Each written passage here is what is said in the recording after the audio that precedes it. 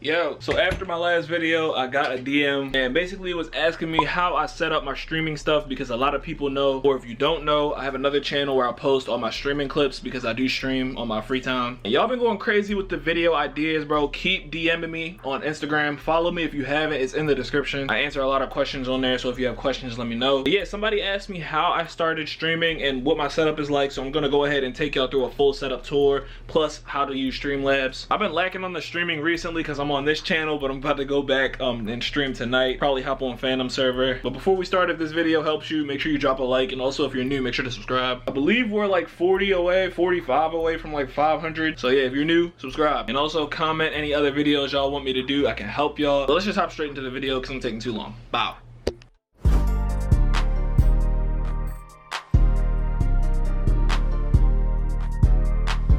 So first things first, let's go ahead and get my main setup out the way. Now to start with my computer specs. So inside my computer, I am using a 3060 graphics card. It's enough to get me by most games pretty much seamlessly. And I can run all of them at high quality while recording, so that's all I need to get my streaming done. As far as RAM in my computer, I'm running 32 gigs, but I'm pretty sure you can get away with 16. The only reason I have 32 is because I used to run Minecraft servers when I was streaming. So that required a lot of memory, which caused me to buy another set of 16s and put them in the computer. For my processor, I think I'm running a 1600, but I'm about to upgrade that because that is not going to work anymore. Considering that I'm trying to play D10 a lot, I do need a new processor, so I'm going to have to buy something else. And I think I'm gonna end up upgrading to one of their 5K series, so something along the lines of a 5600 or a 5700 should be enough for me. And those are the main components when you're streaming, those main three. You want a good graphics card so you can have good quality gaming. Your CPU needs to be enough so you can stream and play the game at the same time, along with your memory for the same reason. As far as Wi-Fi goes, I use an Ethernet cable. I've never used any Wi-Fi on any of my computer builds. I've always used Ethernet because I find it to be superior, and I've never had an issue with that setup. Now, as far as peripherals go, this is where things can get a little tad bit pricey for when you're starting a stream or when you're starting to stream. I used to use a Logitech C615, and honestly, for a long time that worked perfectly fine until I wanted to upgrade massively. And now for a webcam, I use a Canon Rebel T7. This gets me by with some pretty good quality. The only downside is that my Utility Pro that I use is not upgraded, so I'm capped out at 720p for that as a webcam instead of 1080. However, even being capped off, the quality is much better than the webcam, so that's what I use for that. As for the microphone, not the one on this video, but the one I use on stream, I use an AT2020, the USB version to be specific, because there is, I think, another XLR version or something. This has worked perfectly for me for years. It is a really good microphone, and I definitely recommend it. Another option I believe is the Yeti. A lot of people just go with that. I would have gone with the Yeti, but I bought this first before I even knew about the Yeti, and I ran with it and it works perfectly fine for me. I have a bunch of lights in the background just so I can vibe out while I'm streaming, and they control these in the back over here. I also have a set of strip lights that are above me, and then my huge ring light. The ring light is extremely powerful, and it can do a lot more than just this. It's actually an RGB ring light, so I can make it whatever color I desire at any time. So as y'all can see, I can just change it by the click of a button. And by no means are any of these peripherals required. I know a lot of people who can just stream with the game alone, which means they only need a computer. This is just stuff that I have because this makes the stream more vibey, and it works for the style I'm going for, which is like an AMP style stream. And pretty much that's all I need. Aside from what I showed you guys, I have some less important parts like this pop filter that I honestly never use. I always have it up. Usually this thing is up here, and I never really touch it, but you know what I'm saying, it's there though. I just never use it. And I also have a huge box light right there. I used to use that until I got the ring light. The ring light works a lot. I won't say the ring light works better. I think they work equally in getting the job done. It's just that the ring light is RGB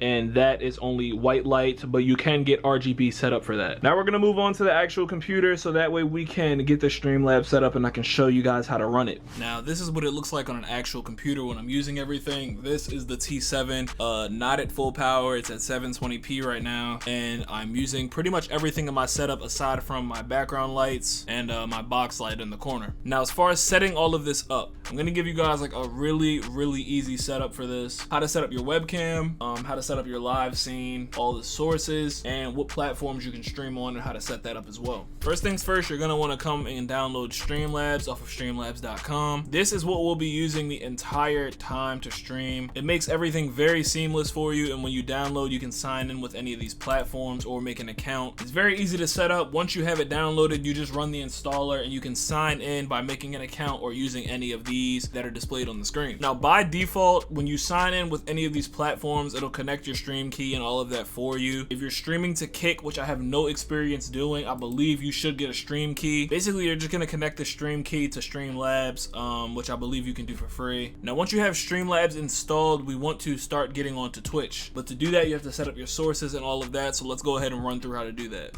Now, as y'all can see, I have like 10,000 things going on here, but I'm gonna run through real quick and show you what each of these is. Now, the sub count is pretty much just your live sub count for Twitch. This is done through an entirely separate platform called Streamlabs. I'll leave the link for that in the description as well. Now, to set this up, it's really easy. When you download Streamlabs, you're gonna log in using the exact same method you did to log in with Streamlabs. I like to have this one, but you can also do the bar, which I used to have up here. I don't have the bar updated, but these do update whenever you get a new sub, so you can just set a goal and this will update for you. Next up is recent follower. This is a widget. I'm going to show you how to do all of this. I'm just running through it real quick. Now, your widgets are basically small things you can add to your stream to make them a tad bit more interactive. So you can have a widget for your alert box, which is how you get donations. You can do one for following. You can do it for new subs. You don't think Amari is famous?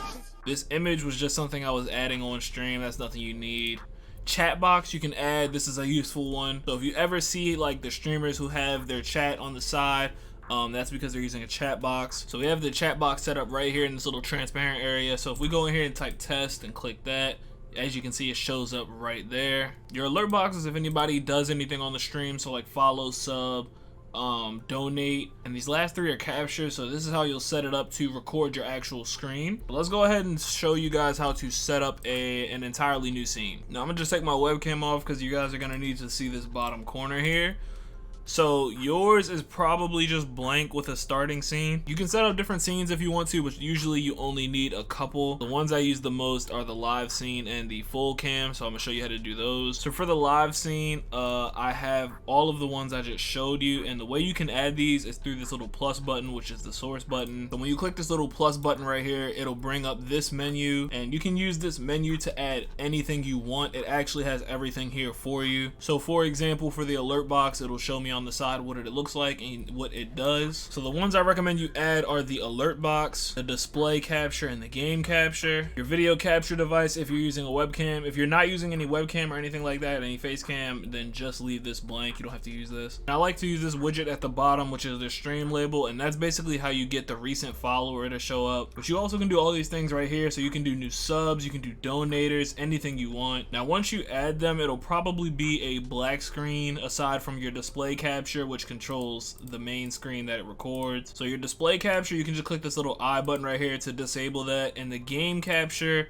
you will need to specify specifically what window you're using. So on the game capture here, all you need to do is click right here and select the window that you want. So if I was doing like a YouTube reaction, I would set this window specifically to be on this YouTube right here. Now those are for your captures. Next up would be your webcam. So you would just click your webcam source, and there I am right there. And all you would need to do is set this up specifically to match whatever webcam you're using, and it should put it on your screen, and you can scale it to wherever you want it to be. Your alert box, you can double click to change the settings of. I have mine on everything aside from raids, and you can actually edit this. So for example, if I wanted to use a different GIF, all you need to do is click on whichever one of these you want to change, and you can pretty much just change the GIF. You can do custom ones as well, and to upload them, all you need to do is just click on whichever one you want to change and go to media, and you can actually change them through here by downloading different things. You can also change the sound. That's how I get my tag to play whenever somebody does something. So for example, I'm going to change this bits one right here because I don't have any custom setup for this. So I'm just going to go to media,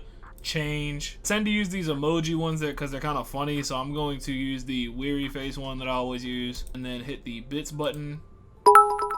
Now this will come up here and the weary face comes up. And like I said, the sub count and the subscription goal are also under widgets. Almost everything is under widgets, and it's right here.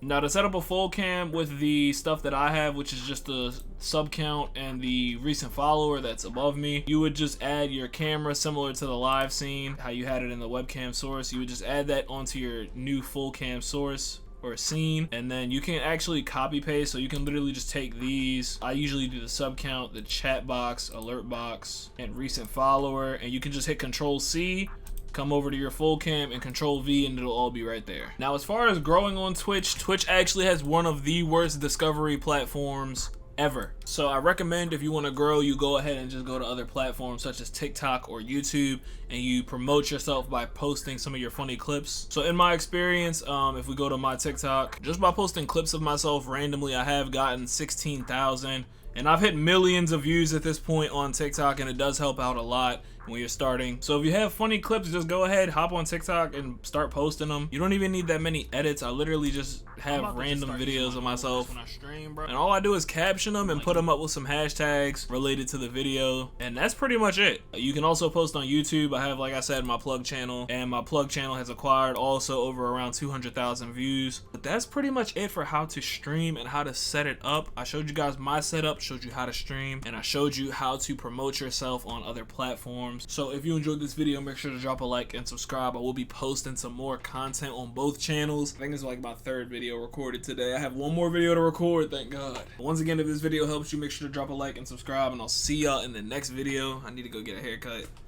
Bye-bye.